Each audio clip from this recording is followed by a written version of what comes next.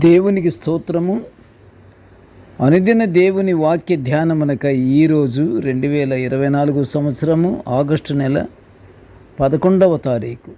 ఈరోజు ధ్యాన వాక్యము పరిశుద్ధ గ్రంథము నుండి సామెతల గ్రంథము 119వ అధ్యాయము 21వ వచనాన్ని ధ్యానించుకుందాము.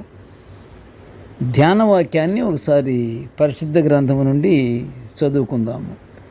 నరుని హృదయములో ఆలోచనలు అనేకముగా పుట్టును, యెహోవా యొక్క తీర్మానమే స్థిరము. ప్రియ దేవుని బిడ్డలారా, ఈరోజు ధ్యాన వాక్యము మనుషుని హృదయాలోచనలు ఎన్ని కలిగి ఉన్నను యెహోవా దేవుని నిర్ణయమే స్థిరముగా ఉండునని మనము ఈ అంశాన్ని ధ్యానించుకుంటున్నాము.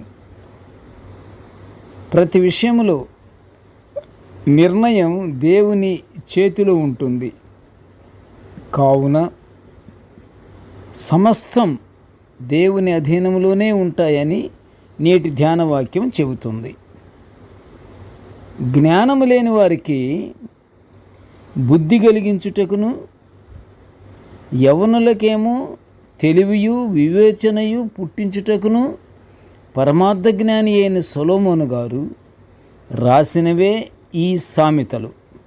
అంటే సామెతలు కానీ చదువుకుంటే జ్ఞానము కలుగుతుంది, మంచి బుద్ధి కలుగుతుంది, తెలివియు వివేచన కూడా కలుగుతుంది అని సొలొమోను గారు ఇక్కడ వివరిస్తున్నారు.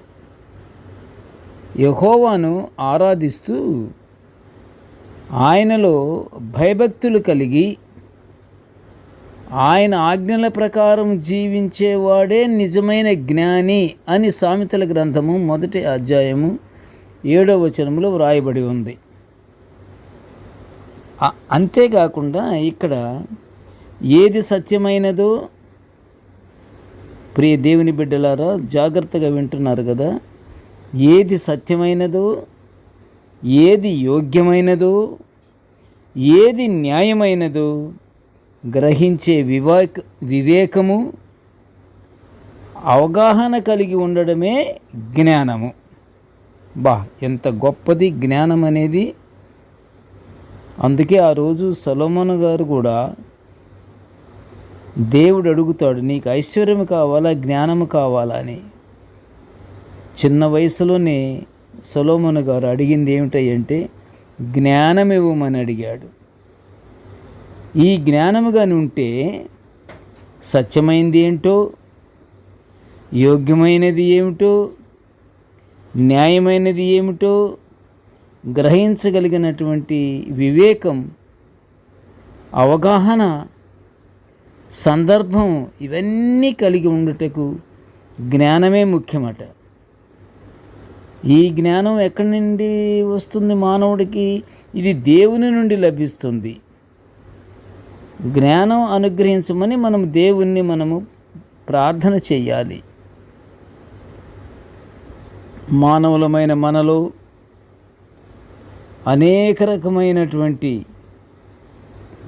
పుట్టే ఆలోచనలు, ప్రణాళికలు ఎన్నో రకాలుగా ఉంటాయి. ఒక రకం కాదు ఆలోచనలు, రకరకాల ఆలోచనలు. అవి క్రమ పద్ధతితో మనము పొందుకోవాలంటే క్రమ పద్ధతిలో దేవునికి ఇష్టంగా ఉండేలా ఉండాలి అని అనుకుంటే మనలో ఏముండాలి? జ్ఞానం ఉండాలి. జ్ఞానము కానీ ఉంటే మనలో ఉన్నటువంటి ప్రణాళికలు అయితేనేమి, మనలో ఉన్నటువంటి ఆలోచనలు అయితేనేమి, ఇవన్నీ దేవునికి ఇష్టమైనటువంటి పద్ధతిలో ఉంటాయి జ్ఞానాన్ని బట్టి. ఇక చిన్న ఒక ఎగ్జాంపుల్ చెప్పుకుందాము, జాగ్రత్తగా వినండి. ప్రాచీన కాలంలో పొడుపు కథలు అనేది ఒక వినోదమైనటువంటి క్రీడ. పొడుపు కథలకు జవాబులు చెప్పగలగడాన్ని జ్ఞానమని భావించేవారు.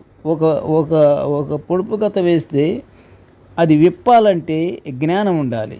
జ్ఞానం ఉంటే కానీ ఆ పొడుపు కథ ఏమిటో చెప్పగలగటానికి ఇతనికి తెలివిగల సామర్థ్యం ఉంటుంది. దాన్నే జ్ఞానము అని భావించేవారట. జ్ఞానం మంచి బుద్ధిని కలుగ చేస్తుంది. కాబట్టి జ్ఞానానికి విధేయులైన వారిని యెహోవా దేవుడు నిత్యము కాపాడతాడు. ప్రియ దేవుని బిడ్డలారా, మనం జ్ఞానం కలిగి ఉండుటకు దేవునికి విజ్ఞాపన ప్రార్థన చేస్తూ జ్ఞానాన్ని పొందుకుని దేవునిచే మనమందరము కాపాడబడదాము. ప్రార్థన చేసుకుందాము. ప్రేమగల తండ్రి, జీవము గల నాయనా, నీ స్తోత్రాలు తండ్రి. నీ దివ్యమైనటువంటి వాక్యాలను నిత్యము మేము ఇలా ధ్యానించుకునే ఈ గొప్ప భాగ్యాన్ని మాకు అనుగ్రహించినందుకు నీ ఘనమైన స్తోత్రములు నాయన. నేటి ధ్యాన వాక్యమును వినిచున్న ప్రతి బిడ్డను ఆశీర్వదించయ్యా దేవా. మాలో ఉన్నటువంటి హృదయాలోచనలు అనేకములు తండ్రి.